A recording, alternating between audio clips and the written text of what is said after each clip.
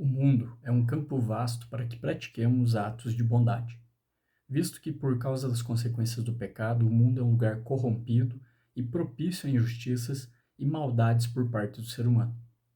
Quando lemos lá no livro de Gênesis que o planeta Terra, em seus primeiros momentos, estava desorganizado, ou seja, era um lugar selvagem, caótico e hostil, podemos ter uma noção de como é o nosso mundo sem uma organização. Em Gênesis também lemos que Deus organizou o caos e preparou o planeta Terra para receber a sua melhor criação, o ser humano. No entanto, pela desobediência da humanidade e com a entrada do pecado, o caos entrou, primeiramente no ser humano, em sua essência, e por consequência, no restante da criação. Logo, o que era um lugar organizado e bom para se viver se tornou novamente um lugar hostil e perigoso, cheio de maldade e corrupção, onde o ser humano passa a odiar e a fazer o mal para seu próximo e a bondade se torna um artigo de luxo. Porém, mesmo que o caos tenha entrado na vida humana, Deus não perdeu o rumo da história, nem o controle da sua criação. Mesmo permitindo que o ser humano arque com as consequências de sua desobediência, Deus continua cuidando e sustentando o mundo com sua bondade, providência e misericórdia. Ato de providência de Deus foi permitir que o ser humano tivesse acesso ao conhecimento de sua vontade, por meio da Bíblia, sua palavra revelada a nós, e por meio dela, Deus nos ensina que, da mesma maneira que Ele continua sendo bom e cuidadoso conosco, aqueles que temem o seu nome devem imitá-lo, mesmo ainda vivendo em um ambiente hostil e selvagem como o nosso mundo. Temos contato quase que diariamente com pessoas necessitadas de ajuda, sustento ou pelo menos carentes de alguém para ouvi-las e lhes darem atenção. Essas situações são oportunidades que Deus nos permite ter para que hajamos e coloquemos em prática o amor ao próximo.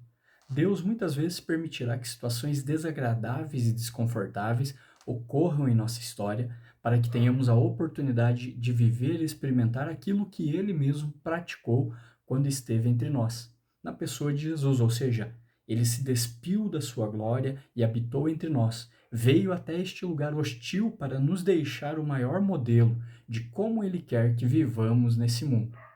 Deus, hospitaleiro que é, nos permitiu e permite habitarmos em sua propriedade, o planeta Terra, e é bondoso conosco, nos sustentando e nos conduzindo.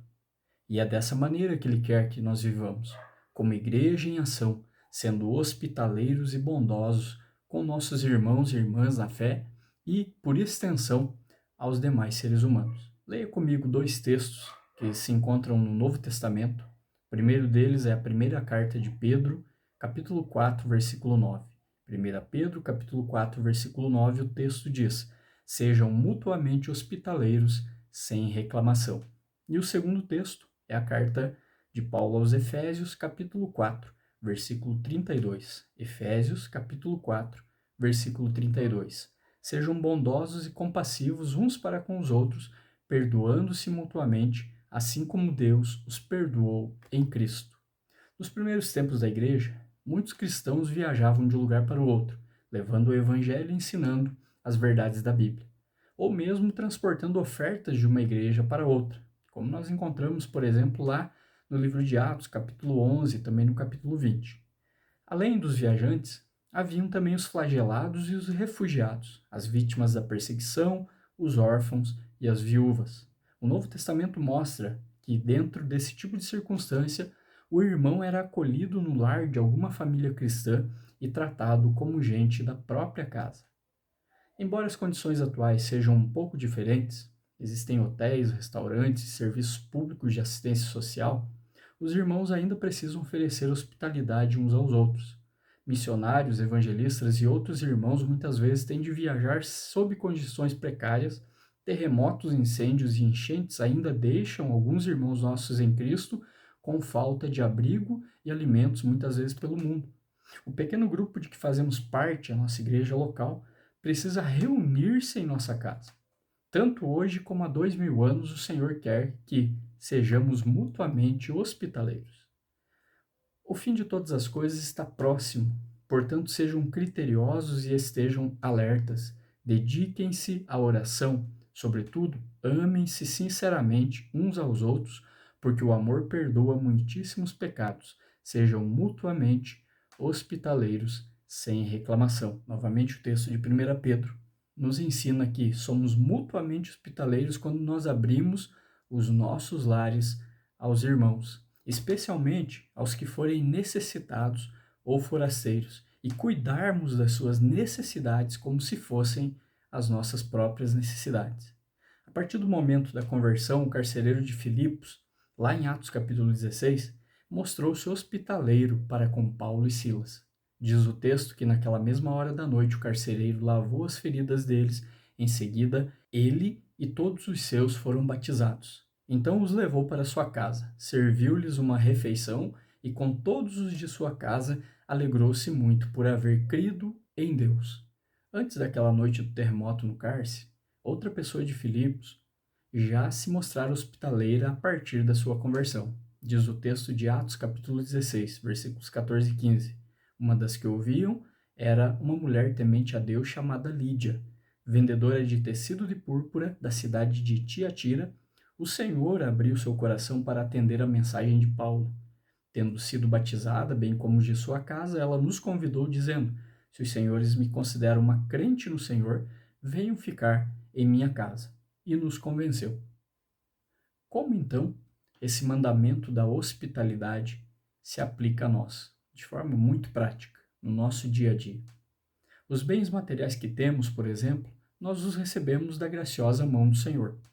Logo, nós devemos aplicá-los, na medida do possível, no serviço a Ele. O Senhor manda que ofereçamos auxílio prático aos nossos irmãos por meio dos nossos bens materiais. Uma outra maneira de praticarmos a hospitalidade é que os cristãos devem procurar oportunidades de praticá-la, e com alegria, como se o hóspede fosse o próprio Senhor Jesus ou um dos seus anjos. Diz o texto de Hebreus, capítulo 13, versículo 2.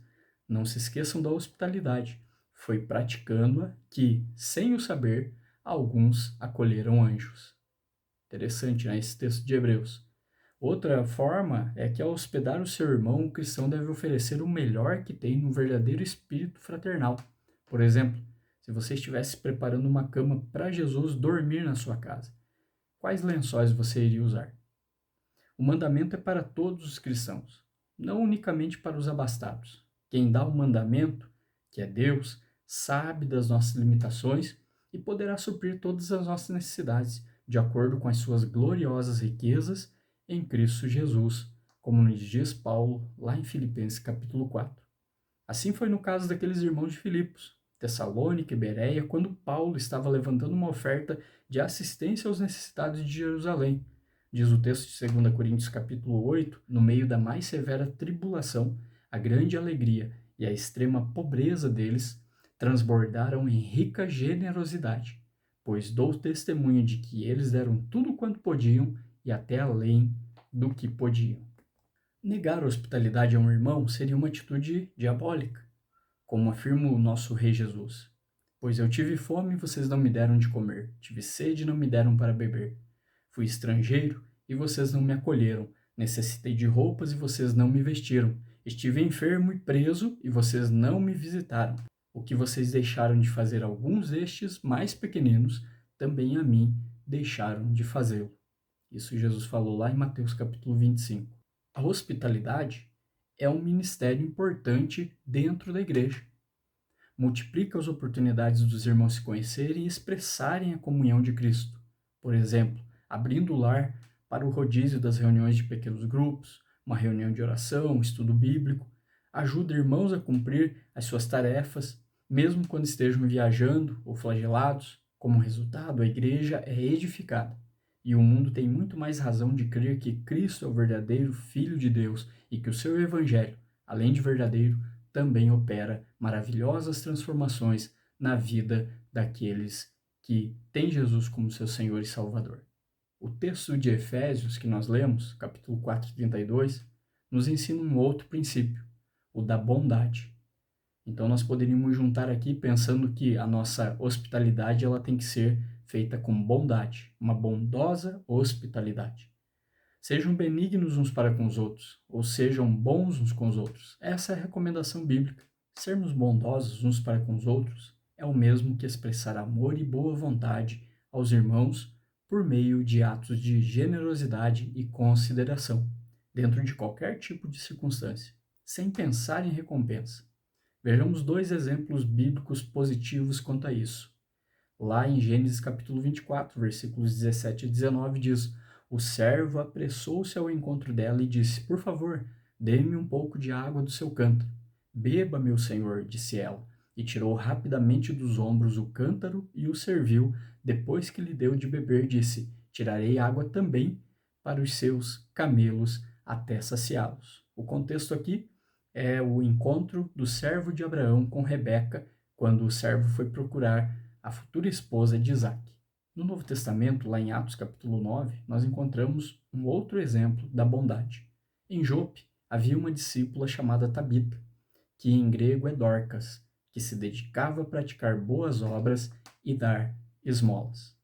Percebemos então que a Bíblia nos ensina que nós devemos agir com bondade para com os demais. Há características em uma pessoa bondosa, especialmente uma pessoa que aprende a bondade na palavra de Deus e pratica essa bondade. Essa pessoa, ela é tolerante, sem fazer pouco caso do pecado, obviamente. Ela não pode fazer vista grossa para o pecado ou fraqueza espiritual de uma pessoa, mas não exige a absoluta perfeição como condição para acolher as pessoas. Ela sempre tem uma palavra agradável e animadora para a pessoa. Ou quando surge uma diferença de opiniões, ela cede facilmente ao ponto de vista do outro, desde que não se trate, lógico, de nenhuma violação de um princípio bíblico. Uma pessoa bondosa também, ela sabe escutar a necessidade do outro. Ela compreende o outro. Ela defende os direitos contra toda injustiça. Ela procura notar qualquer necessidade que uma outra pessoa esteja passando e não apenas nota a necessidade, ela faz algo para ajudar. Por desejar o bem, ela não hesita em repreender também se for necessário, mas ela faz de maneira suave, respeitando tudo de bom que há na personalidade do outro. São características de uma pessoa bondosa que age com bondade para com o seu próximo. Porque ela segue o princípio bíblico que está lá em 1 Coríntios capítulo 13, versículo 4, quando se trata do amor. E biblicamente o amor ele é prático, ele é para ser praticado, ele é para ser expresso nas nossas atitudes, nas nossas ações. E lá em 1 Coríntios 13, 4 diz que o amor é bondoso. O como de se expressar a benignidade varia de situação em situação. Logo, a pessoa bondosa, ela vai observar a necessidade do outro, ela vai olhar para o outro de uma forma diferente, com uma cosmovisão, uma perspectiva diferente, a perspectiva sob o olhar de Deus. Ela vai tolerar as fraquezas do seu irmão. Ela não vai querer que o irmão seja forte, mas ela vai entender que aquela fraqueza pode ser até momentânea. Ela vai animar e apoiar o irmão desanimado ou apertado por uma circunstância difícil. Vai distribuir, se necessário for, alimentos ou roupas aos necessitados dentre os seus irmãos. Ela vai oferecer, se uma crise financeira estiver estabelecida na vida do irmão, auxílio financeiro, sem exigir devolução. Hoje em dia, nós vivemos um tempo em que as pessoas têm corrido muito atrás de bens materiais, especialmente de dinheiro, achando que os bens materiais e o dinheiro são um fim em si mesmo. Pelo contrário, o que a Bíblia nos ensina é que o que nós temos, uma parte do que nós temos, nós podemos sim ajudar os demais, mesmo que não seja muito, dentro das nossas possibilidades, mas nós não podemos deixar de ajudar. Uma pessoa bondosa, cumprindo a bondade do amor que 1 Coríntios 13 ensina, ela vai visitar um membro da sua igreja quando estiver doente ou isolado por algum fator. Ela vai ajudar um irmão acanhado ou uma pessoa introvertida a se enturmar, como a gente fala, na sua igreja, no seu grupo de amigos. Essas são características de uma pessoa bondosa que cumpre o amor na prática, como a Bíblia nos ensina. Por isso, nós devemos ter sempre uma bondosa hospitalidade, praticarmos esses dois princípios mutuamente, juntos, somar a bondade com a hospitalidade. Os sermos bondosos uns para com os outros é de grande valor à igreja, porque fortalece os elos do mútuo amor, cada membro do grupo, cada membro daquela igreja local. Fica sabendo que os outros realmente lhe querem bem e considera um membro da sua família. O mundo vê um bom testemunho de Cristo. Quanto mais nós, os cristãos, formos bondosos uns para com os outros, mais amostras grátis estaremos apresentando ao mundo, provando que o Pai realmente enviou o Filho e que esse Pai e Filho são bons. As pessoas se sentirão atraídas para Jesus e para a vida abundante que ele oferece. Uma igreja em ação enxerga a necessidade do outro e está disposta a socorrê-lo. Uma igreja em ação abre não só as portas de sua casa para acolher o irmão aflito, mas também as portas do seu coração, imitando assim o seu Pai celestial.